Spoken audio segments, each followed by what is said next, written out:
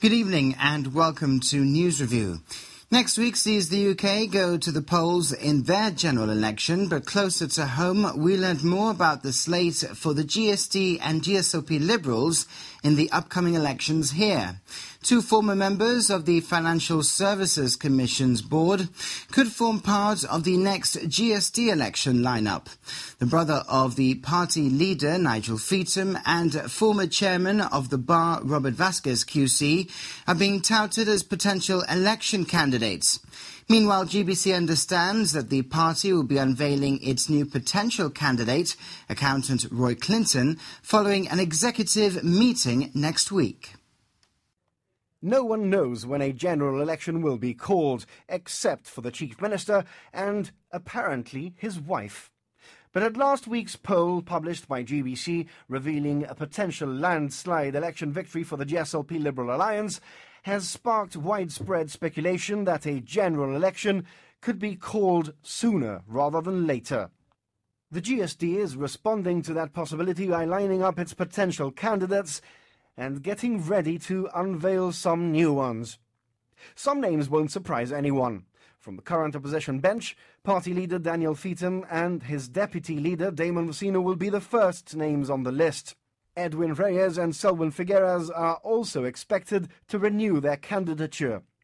Two names who won't be on the GSD lineup are the former leader Peter Caruana and Isabel Elul Hammond, who've moved to the backbench and will be bowing out at the end of this term. And the only surviving member from the original 1996 GSD lineup, Jaime Neto, is now expected to stand down from frontline politics after 2 decades. The new figures, who have emerged during the Feetham era, are virtual shoo-ins. Marlene Hassan Naon, the GSD's by-election candidate in June 2013, is now a key figure in the party's makeup and has taken on a role as the GSD's communications officer. Isola's head of litigation, Elliot Phillips, is also expected to throw his hat in the ring. Former Commissioner of Police, Louis Wink, and barrister Rafael Bensequen are the other new protagonists of Mr. Feetham's GSD. The debate over public finances is expected to feature heavily in this election. In response, the GSD is lining up a number of potential candidates who can debate in this area. Robert Vasquez's flirtation with the GSD is Gibraltar's worst-kept political secret. He hasn't commented on whether he will offer himself up for election, but he's confirmed he's now a card-carrying member of the party. He, together with Nigel Feetham, are former members of the FSC board. The former Commissioner of Income Tax, Chris White, joined the party last year. The final piece of the finance team is Roy Clinton, whose membership will come up at a party executive meeting next week. Mr. Clinton is an accountant and the former president of the Gibraltar's Bankers Association. Speaking to GBC, the GSD says it doesn't comment on speculation on prospective candidates. However, it says one of the central issues for the party is good governance, and believes the individuals it has available for selection have good governance backgrounds in their respective professions and careers. Meanwhile, all 10 GSOP Liberal ministers are expected to stand again at the next general election. GBC understands that none of the ministers have given any indication that they intend to stand down. This means that, barring the death of Charles Brousson, the GSOP Liberal slate could be identical to the team which won them the 2011 general election. GBC has already revealed that the GSD lineup at the next general election will be an almost complete transformation from the party which stood in 2011. But for the GSLP Liberals, it's a completely different story. There's no certainty in politics, but at this stage GBC understands that none of the 7 GSLP ministers or the 3 Liberal ministers have given any indication they will be standing down. The GSLP constitution offers no guarantees to serving politicians, but there is an unwritten rule that if a minister wants to stand again, he or she will be allowed to do so. If that weren't to happen, however, there are other names which the party can count on to step up to the plate. Hassan's barristers Gemma Vasquez and Richard Buttigieg are both close to the Chief Minister, However, Mrs. Vasquez isn't a party member and has told GBC she's not looking for a career in politics at this time, given that she leads a non-political organisation. For his part, Mr. Buttigieg has only recently been appointed chairman of the SDGG. At the time of putting this report together, he was unavailable for comment. Other names which are regularly linked to the GSLP election lineups are teacher Pato Fila and retired head teacher Joe Cortez, who has offered himself up as an election candidate on 2 occasions already. The minister with responsibility for the Gibraltar Savings Bank says he's confident the newly reduced rates of return on future debentures will not affect the flow of money into the bank. According to the government, the review was carried out due to the very low inflation and the interest rates offered on sterling deposits in the market. Existing rates for debentures will remain available for resident pensioners aged 60 and over, with other rates to be reduced from the 1st of June. Cristina Cortés spoke to Joe Bossano. Well, as you probably know, we've reached the target of £1 billion of deposits, which we had for 15-16, and we've actually reached it at the end of March, more or less. And therefore we've now got a level of basic load. I mean, remember that in 2011, in December when we came in, the deposits were 280 million.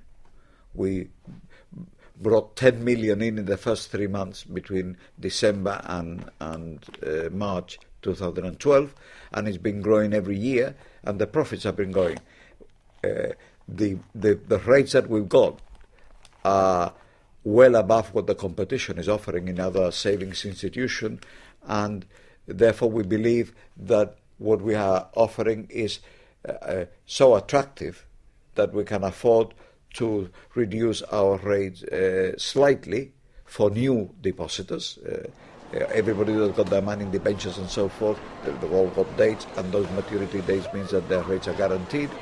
In any event, all the savings instruments that were introduced previously, which were open to everybody, will now be restricted to Gibraltar pensioners from the age of 60 on that are resident in Gibraltar, and their rates will not go down. So we're keeping a higher rate for them, because in some respects that was a rationale of the previous government.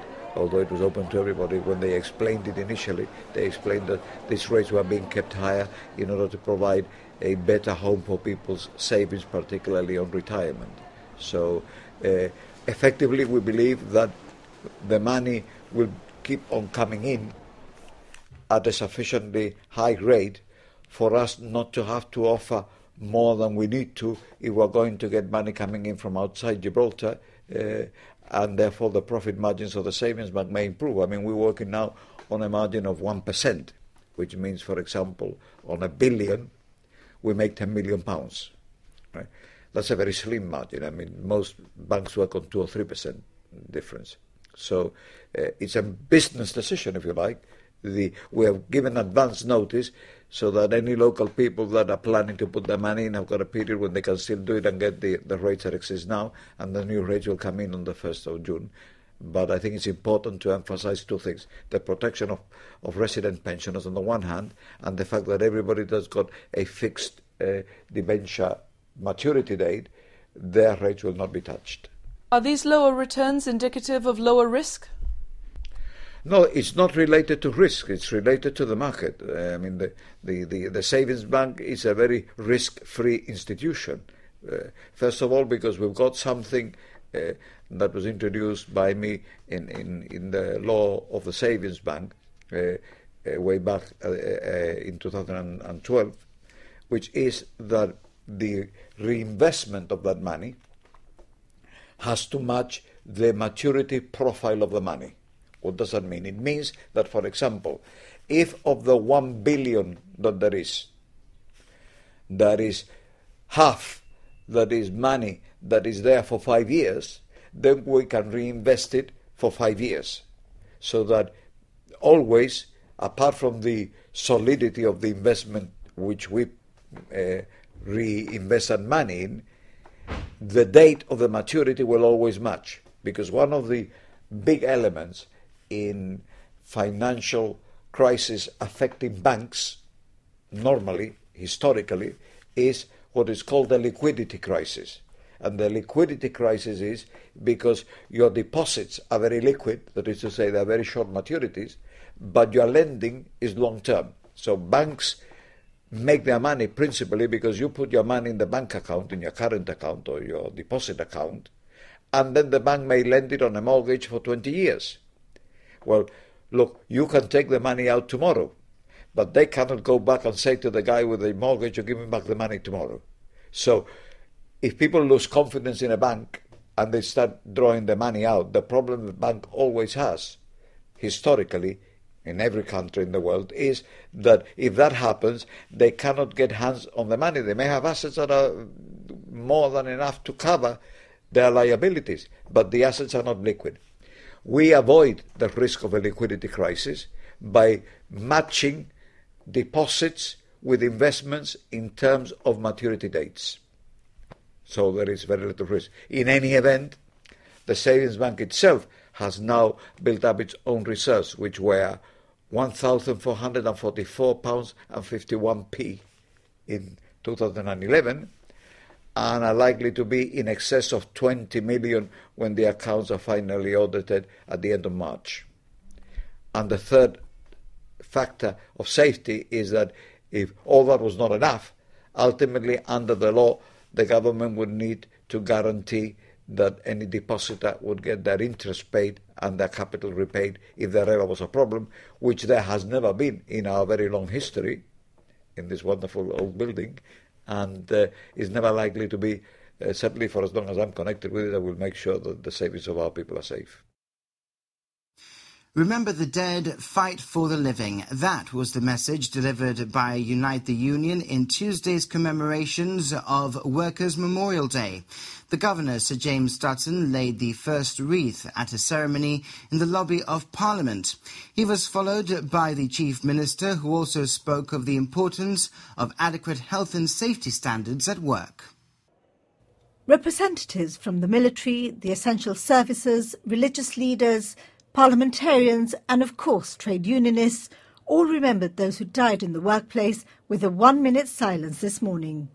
The Governor, donning the regimental tie, laid the first wreath. He was followed by the Chief Minister, the Speaker and the Deputy Mayor. In his Workers' Memorial Day message, the Chief Minister announced that a holistic review of the resources needed to administer health and safety in the public sector had been carried out. He said the government had already started a recruitment campaign to help enable the introduction of the highest standards of health and safety for the workforce. The Chief Minister praised Unite's input, saying the union delivers first-class training to its safety representatives, and adding that these also work with ministers and officials on risk mitigation. Well, of course, there can be nothing more important than safety at work. We all go to work. Most people these days who are of working age go to work, and you leave behind sometimes children who expect to see you at the end of the day. You leave behind family who all expect to be together at the end of the day. And when you go to your place of work, you must be safe to do what you do, whether that is an office or whether it's a construction site or whether it is a technical place of work. You have to be safe in that place of work, in a workshop, for example. The subject is one that's close to the Chief Minister's heart, as Mr. Picardo pointed out at today's service. Yes, indeed, and I don't tire of saying it. Some people have mocked the fact that we celebrate this day simply because my grandfather died at work. That is not the case. This day resonates with me for that purpose. It was Unite that led on establishment of this day, and I agreed when we were elected into government that we should. My grandfather died in the 1930s, I think in 1936, whilst doing some work in the area of the Red Sands before my family had gone off on the evacuation years after that. The theme of this year's Workers' Memorial Day is the removal of hazardous substances in the workplace. Fabian Picardo said no cost had been spared to deal with these on government-funded projects, and added that the importance of waste disposal management had been made clear to all organisations working on the rock. He highlighted what he called the significant real estate taken on from the Ministry of Defence in the past few years.